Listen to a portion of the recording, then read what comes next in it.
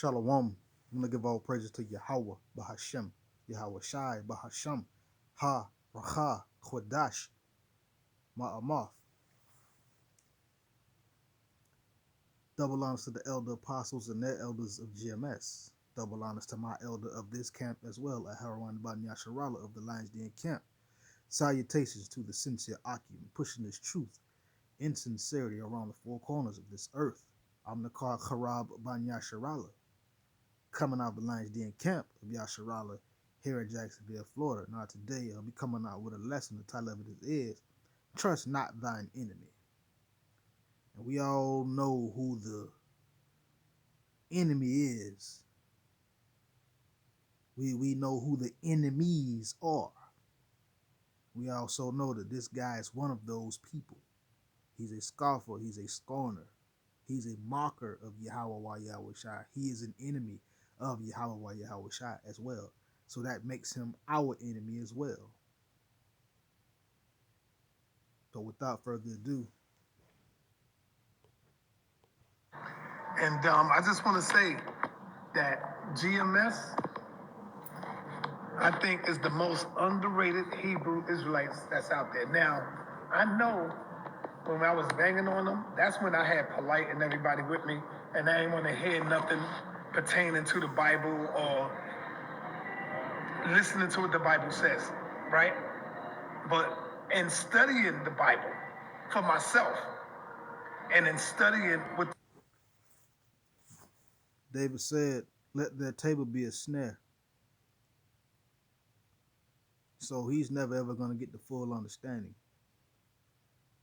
And he said for himself, how can you even read or even know what's in the scriptures if you don't have a teacher to even teach you? You got to have a teacher. You got to have somebody that got to the water first so they could teach you how to drink the water, like my elder says in this camp. Teach you what to and what not to do according to the scriptures. You need a guide. You need a teacher when you first come in. And the Spirit got to be dealing with you. scriptures say for myself without letting somebody tell you what they saying. I come to realize and find out that when I'm teaching and for what I First off, you're not commissioned by Yahweh Yahweh Shai to even teach the scriptures. So why would he even say when he teaching? Like he's really doing the work. He's really not doing the work. see in the Bible, GMS for pretty much is on point. GMS is on point. It's Well, if the elders and the brothers on down are on point, why is it that this guy seems to keep blaspheming the scriptures, seems to keep disrespecting other grown men, coming up, interrupting, interjecting in these brothers' camp when the scriptures say, keep thy foot when thou walkest into the house of the Lord? Roughly paraphrasing. Plainly stated, shut up and listen and learn. so many other Hebrew Israelite groups out there that put their own twist to it, that put their own twist. See, here's the deal. Shout out to H. Millette. Peace, Queen. You know I love you. All right, here's the deal. Of course, a lot of us don't believe in the scriptures, right? But See, the mind went blank right there.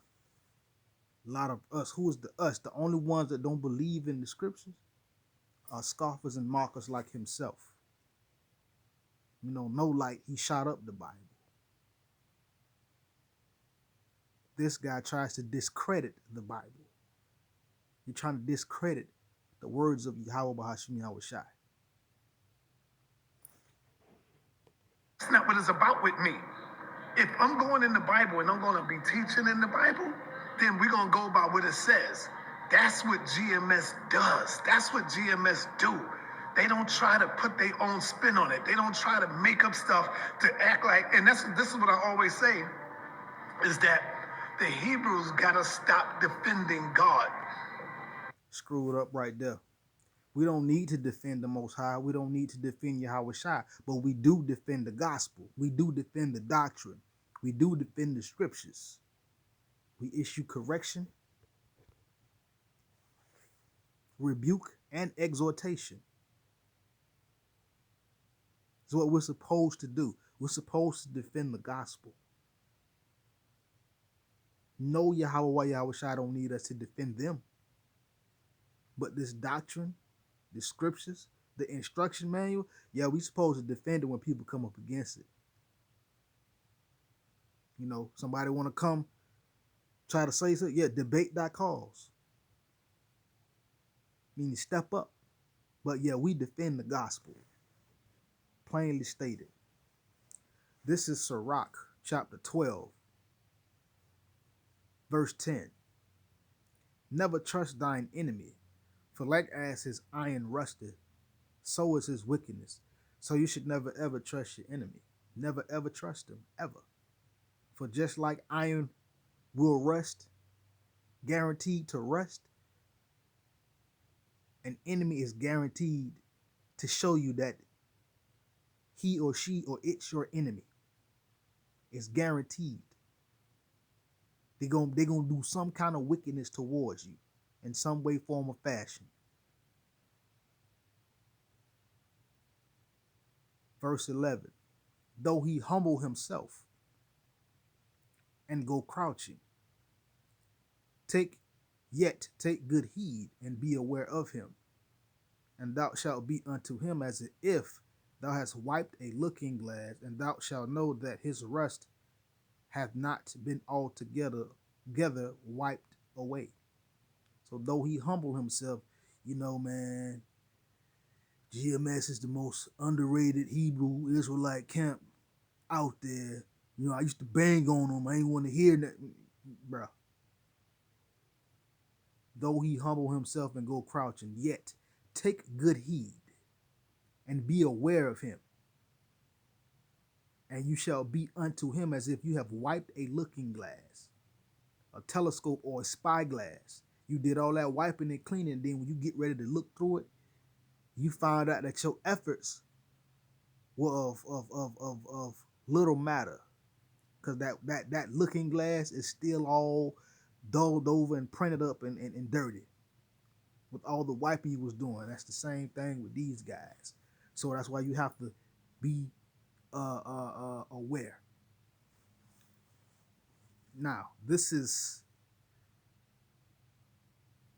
verse 16 of Sirach chapter 12. An enemy speaketh sweetly with his lips, but in his heart he imagineth how to throw thee into a pit. So yeah, he around here speaking sweetly with his lips, giving that sweet lip service, but in his heart he's imagining how to throw thee into a pit. How you know he's imagining how you throw you into a pit? Watch this. You know, and I got on my chest joint, you know, chess, not checkers, yo. Always remember, wherever I go, it's always chess, not checkers. Chess is a life game. And when you learn how to play chess, He said chess, not checkers. Him speaking sweetly, yet again, as Sirach chapter 12, verse 16, an enemy speaketh sweetly with his lips, but in his heart he imagineth how to throw thee into a pit. He will weep with his eyes, but if he find opportunity, he will not be satisfied with blood. So an enemy speaketh sweetly with his lips, but in his heart he imagineth how to throw thee into a pit. Now you seen what his hoodie said, chess not checkers. So in his mind, this is a move of chess. It's a strategic, thought out move. Let me jump to Sirach 27 real quick before I move on to my next point.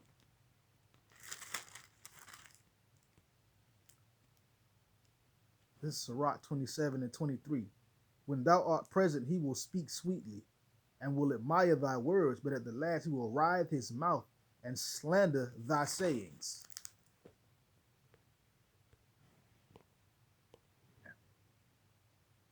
Oh man. All I know is somebody got a sweep. It was a sweep. That's all I'm gonna tell you. Somebody got a sweep. Somebody got swept. Somebody didn't win one round. Somebody didn't win one round. It was, to me, it was kind of sad coming from certain individuals. It was sad to me because I expected more from the brother, man. And he came with that old rhetoric that we all been saying for like the past 6 years. Oh man, very disappointing. Very disappointing, man. Oh man.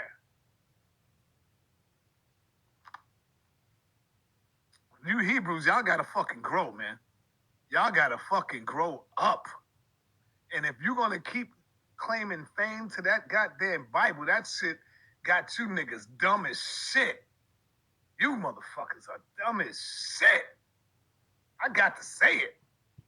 God damn, man. You motherfuckers with that Bible. See, me, that's why. This is back at Sirach chapter 12, verse 6. For the Most High hateth sinners, and will repay vengeance unto the ungodly, and keepeth them against the mighty day of their punishment.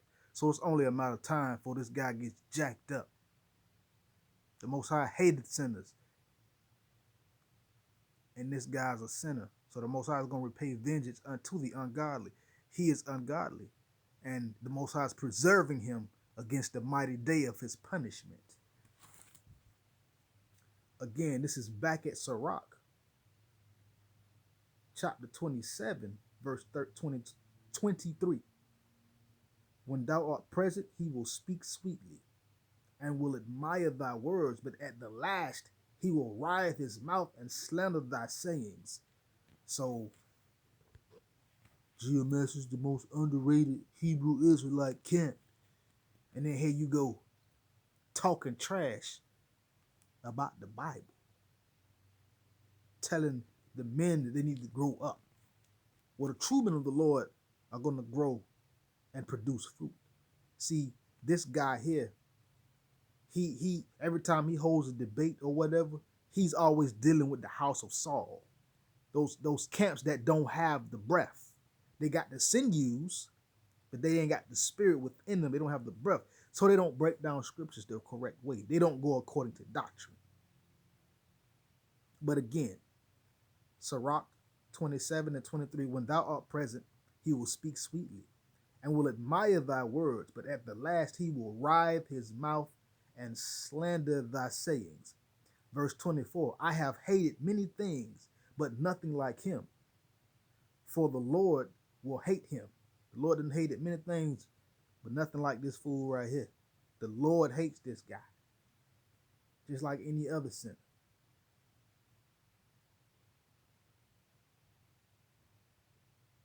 And that chestnut checkers, that was him casting a stone. This is verse 25 of Sirach 27. Whoso casteth a stone on high, casteth upon his own head, and the deceitful stroke shall make many wounds.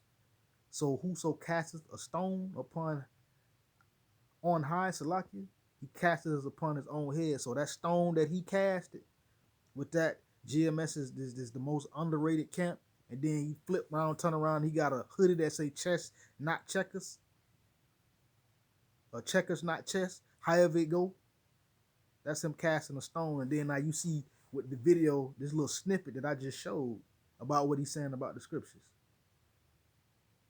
And a deceitful stroke shall make wounds. A deceitful, and that's what he's doing, the deceitful stroke. But what he don't know is that wound is going to be upon him. Verse 26, whoso diggeth a pit shall fall therein, and he that setteth a trap shall be taken therein.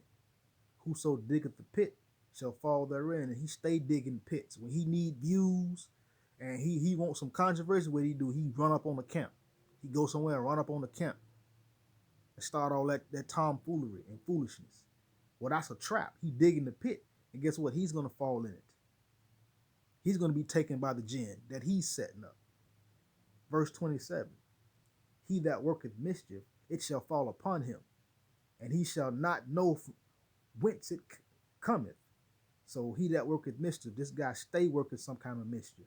It's gonna fall upon his own head, and he shall not know when it come, where it's coming, when it's coming, or where it came from. Verse 28. Mockery and reproach are from the proud, but vengeance as a lion shall lie in wait for them. Mockery and reproach. This guy stay mocking the scriptures and trying to reproach brothers. Now, them House of Saul camps, you know, well, everybody got an acronym, but you know, with all the wind of the all black and the purple and all that stuff. Yeah, that's the new thing. I say this ain't what everybody say. I say that they're the House of Saul camps, and they are jealous of the House of David, which the House of David is the elder and apostles and the brothers on down. That's under the umbrella. The House of David got the spirit, got the breath. The House of Saul just got the sinews. They don't have the breath. That's why they go off on doctrine. That's why you have this guy, you know, mocking at them, but using them to try to discredit the scriptures. He tried to find discrepancies in his mind of where the scriptures are, but the Most High's words don't contradict themselves. He doesn't contradict himself. Let's continue. Let's go to Sirach 19.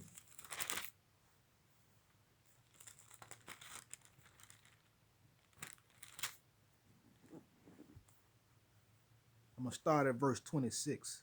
It says, there is a wicked man that hangeth down his head sadly, but inwardly he is full of deceit. You know, GMS is the most underrated camp, Hebrew Israelite camp out there. There is a wicked man, Sirach 19 and 26. There is a wicked man that hangeth down his head sadly, but inwardly he is full of deceit. So so all that, GMS is the most, underrated man. Come on, that was him hanging his head down and deceitfully. He's full of deceit. That was all lies, and he gave away his position further in the video when he turned the phone or camera, whatever that was, around to his vesture or his apparel, and on the front of it said what, chess not checkers, or checkers not chess, whatever it was. But that's deceit.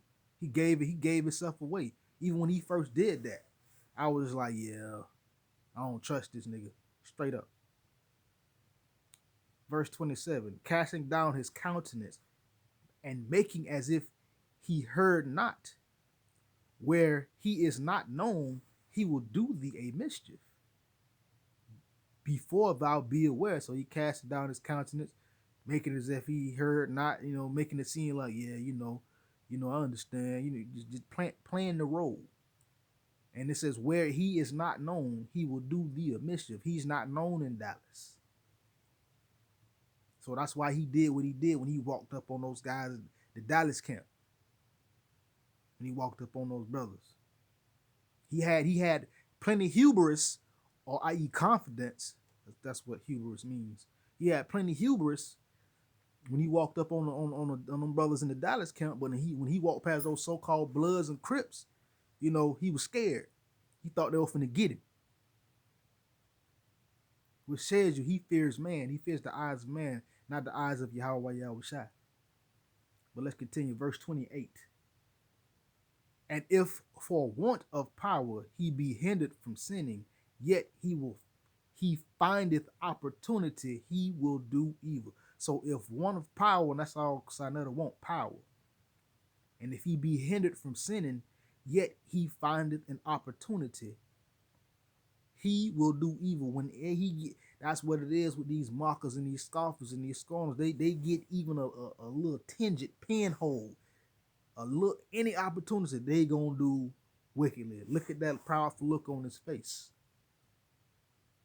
Verse 29. A man shall be known by his look, and one that hath understanding by his countenance, when thou meetest him. So pretty much how somebody is, you could pretty much tell how they is just by their gait, how they walk, how they move. And when somebody open their mouth and start talking, you'll figure out, okay, yeah, they got some sense. They got some kind of wisdom or some kind of understanding. You'll know. Verse 30, a man's attire and excessive laughter and gait show what he is. So behavior patterns show what he is. Let's go to Sirach 11.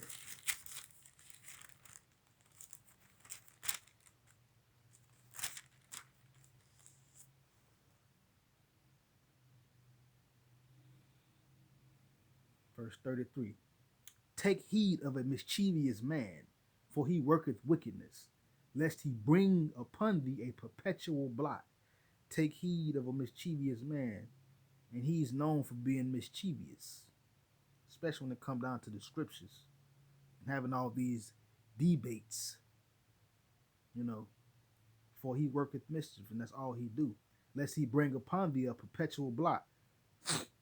Tazariak, Captain Crunch, what a Sakari and all them boys, they ain't figured that out yet. They ain't figured it out. They don't understand it. They got a perpetual blot on them. Perpetual. That means ongoing. And that blot is, this guy, though he's wicked, he's proved numerous times that those House of Saul camps, such as Sakari and ISUPK, they don't have the breath, they don't have the spirit, and they don't know no breakdowns.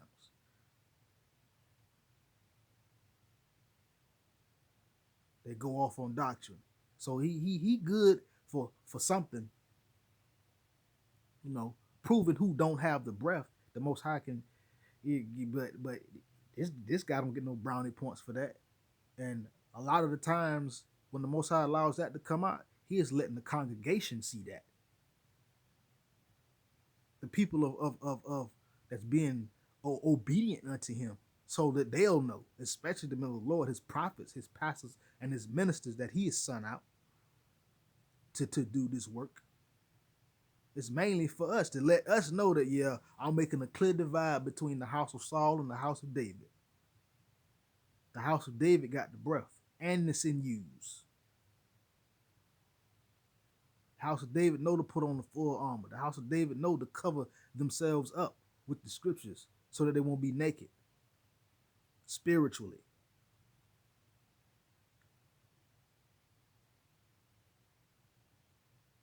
Let's continue.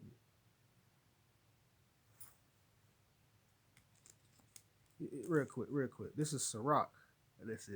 Chapter 10, verse 12. The beginning of pride is when one departed from Yahweh, and his heart is turned away from his maker. So that's the beginning of pride. When you turn away from Yahweh Yahushai, when your heart is turned away from Yahweh Yahushai. And this guy's heart is turned away from Yahweh Yahushai. That's why he's so proud. That's why he got a lot of hubris, confidence in his foolery. Sirach chapter 3, verse 26. A stubborn heart shall fare evil at the last, and he that loveth danger shall perish therein. And this guy got a stubborn heart, a hard heart, meaning mind. You can't teach it. He think he can learn it for himself. You can't get it. A stubborn heart or a hardened heart shall fare evil at the last. And he that loveth danger shall perish therein. And he loves danger. What is the danger that he loved? Blaspheming the scriptures, coming against the men, starting arguments, some evil surmising, railings, and strife. Well, he's going to perish in that danger because that's what he like. Verse 27, an obstinate heart shall be laden with sorrows, and the wicked man shall heap sin upon sin. So an obstinate heart. That word obstinate just means hard. Like they say, the terminology hard-headed, pig-headed, bull-headed. Well, that obstinate heart is going to be laden with sorrows, and he eventually is going to be laden with sorrows.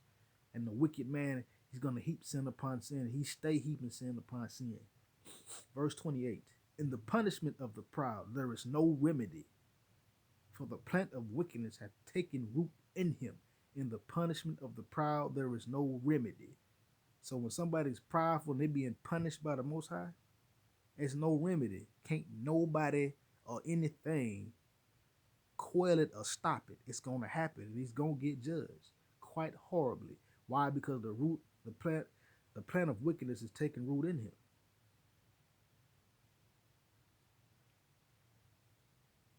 Wisdom of Solomon,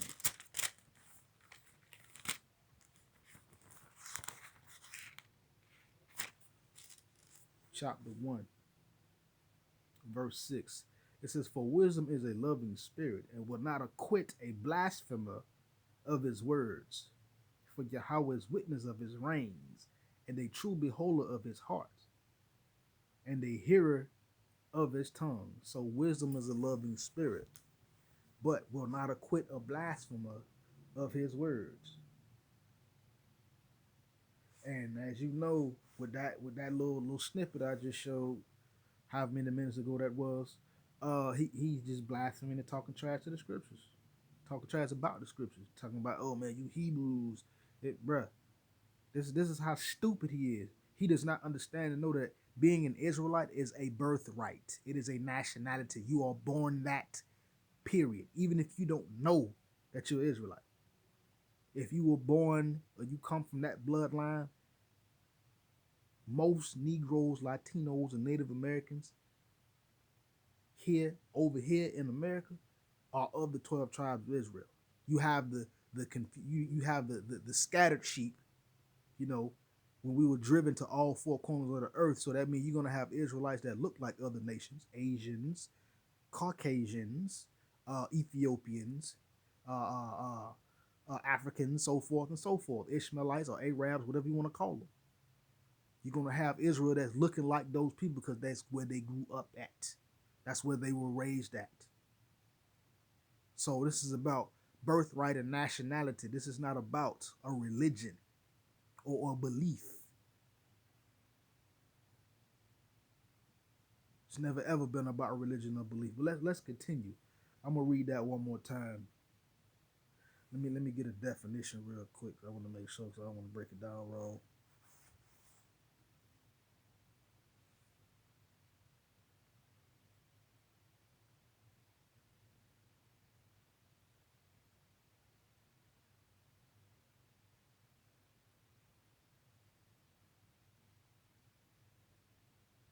Okay. Let me do it this way because you know sometimes this thing be acting crazy. So lock you, bear with me.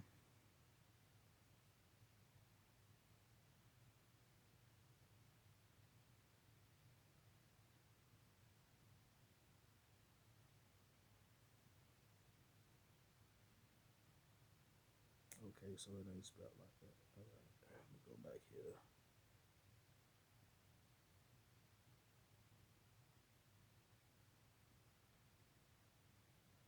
Okay.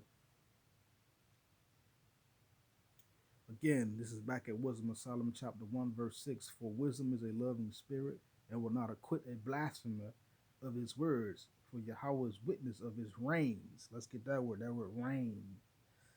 It means a means of controlling, a check, or restraint.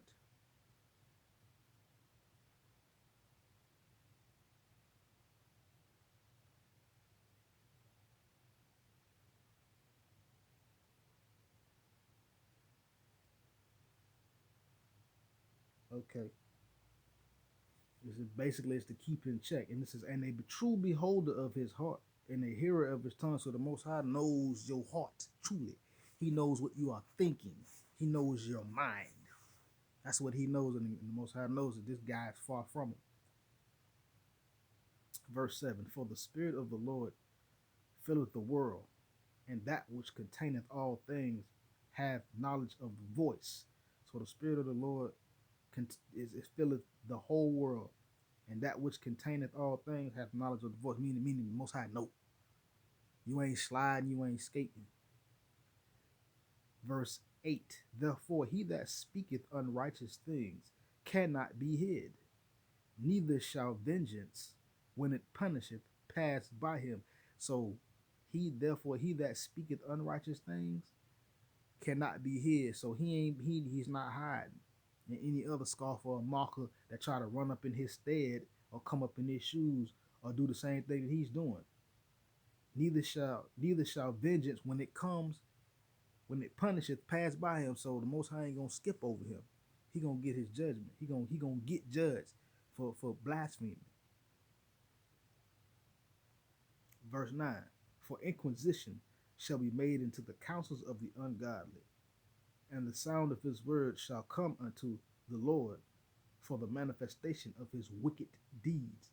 So inquisition, inquisition, inquiring, looking into, doing inspection or searching out, it's going to be made into the counsels of the ungodly. And the sound of his word shall come unto the Lord. The sound of his word is going to come unto the Most High. You best believe your bottom dollar. Yahweh, while Yahweh Shai hear everything he said. Because we hear it. We down here physically hearing it. You know the Lord can hear it. So the manifestation of his, you know what I'm saying, that's going to come unto the Lord for the manifestation of his deeds to being made known.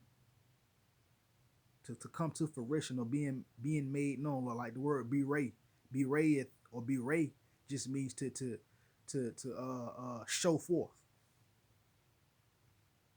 and it's showing forth that he has wicked deeds. My last point,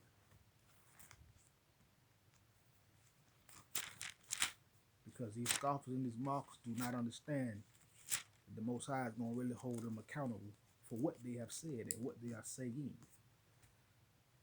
Let's go to Matthew chapter 12, my last point, verse 36. But I say unto you, that every idle word that men shall speak, they shall give an account thereof in the day of judgment. For by thy words thou shalt be justified, and by thy words thou shalt be condemned. So there you go. It's just plain and simple. Every idle word that men speak, they shall give an account in the day of judgment. I mean, you're gonna have to. It's gonna be recalled. Basically, it's gonna be recalled, and for by your words, you're either gonna be justified or you're gonna be condemned. Well, all these scoffers and these mockers, they're gonna be condemned by their words. And with that, shalom. This is Salah.